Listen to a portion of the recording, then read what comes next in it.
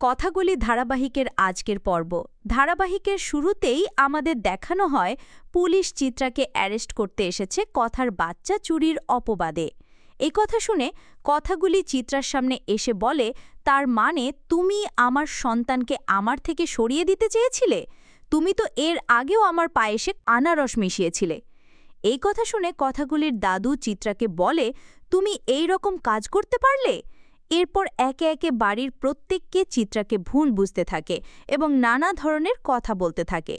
চিত্রা অঙ্কিতকে বলে সে কোনো দোষ করেনি, কিন্তু অঙ্কিত তার মায়ের কোনো কথাই বিশ্বাস করে না এবং বলে, তুমি আর কত নিচে নামবে?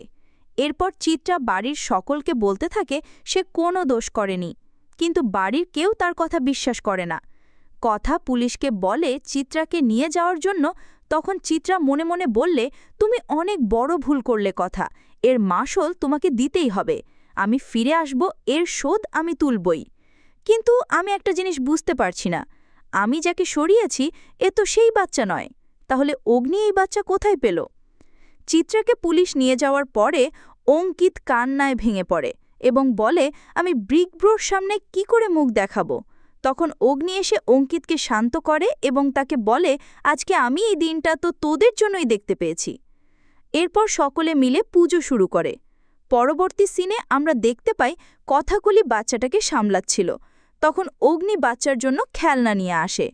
এরপর কথা অগ্নের কোলে বাচ্চাটাকে দিয়ে বাচ্চার জন্য কাঁথা সেলাই করতে থাকে। কথা অগ্নিকে বলে, আমি ঠিক করেছি প্রত্যেকটা কাঁথায় গাছের ছবি আর থাকবে। কিন্তু অগ্নি বলে, প্রত্যেকটা কাঁথায় খাবারের ছবি থাকবে। এটা নিয়ে অগ্নি এবং কথার মধ্যে ঝগড়া লেগে যায়। হঠাৎ বাচ্চাটি অগ্নিকে পা দিয়ে লাথি মারে। এটা দেখে তো অগ্নি অবাক হয়ে যায় এবং কথা হাসতে থাকে। কথা বলে, আমাদের মেয়ে দেখুন প্রতিবাদ জানিয়েছে, ও চাইছে ওর কাঁথায় গাছের ছবি থাকবে। তখন অগ্নি বলে, তুই কি করে জানলি? কথা বলে, আমি তো ওর মা, নারীর টান রয়েছে। এরপর কথা বাচ্চাটাকে কোলে নেয়। তখন অগ্নি মনে মনে বলে, আজ আমাদের ঘরে এই আনন্দ শুধুমাত্র এই বাচ্চাটার জন্য। ও তো আমাদের সন্তান নয়, কিন্তু তারপরও তুই ওকে কতটা আপন করে নিয়েছিস। তুই তো গাছ ভালোবাসিস কথা, আমরা দুজনে বাবা মা হয়ে ওকে গাছের মতো ছায়া দেব।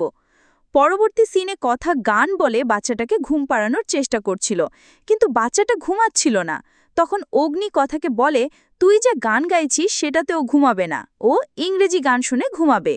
এটা নিয়ে আবারও কথা এবং অগ্নির মধ্যে ঝগড়া শুরু হয়ে যায়। অগ্নি বলে, ও কি করে ঘুমাবে বল? ও তো ঘরে দেখছে ওর বাবা মা সব সময় ঝগড়া করছে, ওর মা ওর বাবাকে একটু ভালোবাসছে না, তাই তো সে ঘুমাচ্ছে না। তখন কথা বলে, মোটেও এরকম নয়, বাচ্চারও না ঘুমানোর কারণ রয়েছে। এরপর কথা অগ্নিকে যুক্তি সহকারে বুঝিয়ে দেয় বাচ্চাটা কেন ঘুমাচ্ছে না। এরপর কথা আবারও বাচ্চাটার কাছে চলে যায়। শেষ সিনে আমরা দেখতে পাই অগ্নি মনে মনে বলে, তোর মুখের এই হাসিটা দেখার জন্যই আমি এসব করেছি। আমি জানি ও আমাদের কিড্ডো নয়, তুই যখন জানতে পারবি তখন কি হবে জানি না, কিন্তু আমাদের কিড্ডো কোথায় আছে, কেমন আছে, এটা আমাকে খুঁজে বের করতেই হবে। কিন্তু কথা তো ওকে নিজের সন্তান হিসেবে মেনে নিয়েছে। তো বন্ধুরা, এই ছিল আজকের আপডেট।